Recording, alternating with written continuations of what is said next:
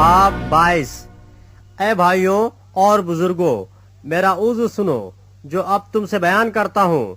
जब उन्होंने सुना कि हमसे इब्रानी जबान में बोलता है तो और भी चुपचाप हो गए। बस उसने कहा, मैं यहूदी हूँ और किलिकिया के शहर तरतुस में पैदा हुआ, मगर मेरी तरबियत इस शहर में गमलीएल के कदमों में हुई और मैंने बाप दादा की शरीयत की खास पाबंदी की, तालीम पाई और खुदा की राह में ऐसा सरगर्म था जैसे तुम सब आज के दिन हो।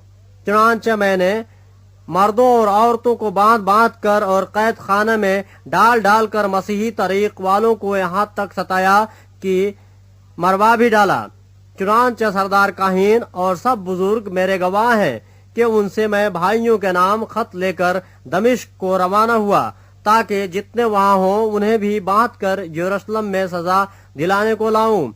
जब मैं सफर करता करता दमिश्क के नजदीक पहुंचा तो ऐसा हुआ कि दोपहर के करीब एकाएक एक बड़ा नूर आसमान से मेरे गिरदा गिर्द आ चमका और मैं जमीन पर गिर पड़ा और ये आवाज सुनी कि ऐ साउल, तू मुझे क्यों सताता है? मैंने जवाब दिया कि ऐ खुदाबंद, तू कौन है? उसने मुझसे कहा, मैं यीशु नासरी हूँ जिसे तू सताता है। और मेरे साथियों ने नूर तो देखा, लेकिन जो मुझसे बोलता था उसकी आवाज न सुनी। मैंने कहा, ऐ खुदावंद, मैं क्या करूं? खुदावंद ने मुझसे कहा, उठ कर दमिश्क में जा, जो कुछ तेरे करने के लिए मुकर्रर हुआ है वहां तुझसे सब कहा जाएगा।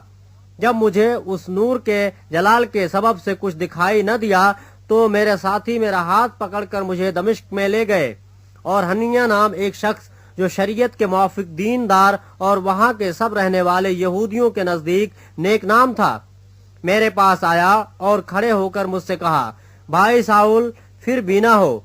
उसी घड़ी बीना होकर मैंने उसको देखा। उसने कहा, हमारे बाप दादा के खुदा ने तुझको इसलिए मुकर्रर किया है कि तू उसकी मर्जी को जाने और उस रास्तबाज को देखे और उसके मुंह की आवाज सुने, क्योंकि तू उसकी तरफ से सब आदमियों के सामने उन बातों का गवाह होगा जो तूने देखी और सुनी है। अब क्यों देर करता है? उठ, बपतिस्मा ले और उसका नाम लेकर अपने गुनाहों को धो डाल। जब मैं फिर यरूशलेम में आकर हैकल में दुआ कर रहा था तो ऐसा हुआ कि मैं बेखुद हो गया और उसको देखा कि मुझसे कहता है, जल्दी कर और फौरन यरूशलेम में से निकल जा, क्योंकि वो मेरे हक में तेरी गवाही कबूल न करेंगे। मैंने कहा, ऐ खुदाबंद, वो खुद जानते हैं कि जो तुझ पर ईमान लाए मैं उनको कैद कराता और जा बजाय इबादत खानों में पिटवाता था। और जब तेरे शहीद स्तुफनुस का खून बहाया जाता था तो मैं भी वहाँ खड़ा था और उसके कत्ल पर राजी था और उसके कातिलों के कपड़ों की हिफाजत करता था। उसने मुझसे कहा, जा, मैं तुझे गैर कौमों के पास दूर दूर भेजूंगा।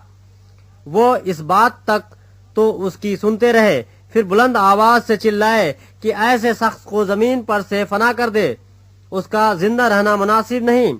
जब वो चिल्लाते और अपने कपड़े फेंकते और खाक उड़ाते थे तो पलटन के सरदार ने हुक्म देकर कहा कि उसे किला में ले जाओ और कोड़े मार कर उसका इजहार लो, ताकि मुझे मालूम हो कि वो किस सबब से उसकी मुखालफत में यूं चिल्लाते हैं। जब उन्होंने उसे तस्मों से बांध लिया तो पौलुस ने उस सूबेदार से जो पास खड़ा था कहा, क्या तुम्हें रवा है कि एक रूमी आदमी के कोड़े मरवा और वो भी कसूर साबित किए बगैर? सूबेदार ये सुनकर पलटन के सरदार के पास गया और उसे खबर देकर कहा, तू क्या करता है? ये तो रूमी आदमी है। पलटन के सरदार ने उसके पास आकर कहा, मुझे बता तो, क्या तू रूमी है? उसने कहा, हाँ। पलटन के सरदार ने जवाब दिया कि मैंने बड़ी रकम देकर रूमी होने का रुतबा हासिल किया। पौलुस ने कहा, मैं तो पैदाइशी हूँ। बस जो उसका इजहार लेने को थे फौरन उससे अलग हो गए और पलटन का सरदार भी ये मालूम करके डर गया कि जिसको मैंने बांधा है वो रूमी है। सुबह को ये हकीकत मालूम करने के इरादे से कि यहूदी उस पर क्या इल्जाम लगाते हैं, उसने उसको खोल दिया और सरदार काहीन और सब सदर अदालत वालों को जमा की होने का हुक्म दिया और पौलुस को नीचे ले जाकर उनके सामने खड़ा कर दिया।